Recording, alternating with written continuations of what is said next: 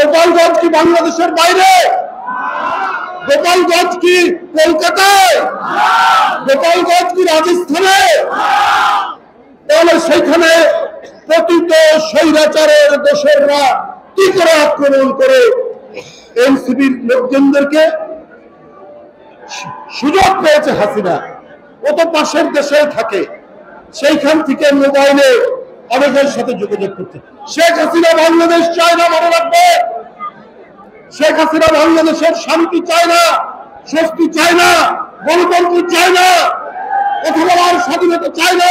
ওর চায় রাজত্ব, ওর চায় রক্ত, ওর চায় লাশ, যারা তার বিরোধিতা করবে। আপনারা তাই দেখেছেন। আর বাংলাদেশকে কি মনে করে জানেন? বাংলাদেশকে মনে করে সোনার খনি। শেখ হাসিনা এই খনি থেকে সোনা তুলবে, আর ওনার ছেলে, উনার মেয়ে, উনার ভাগনা, উনার ভাগ্নি, এগুলো সব পাচার করবে বিদেশে। উনার ঘনিষ্ঠ লোকরা পাচার করবে। করেছে না বাংলাদেশ?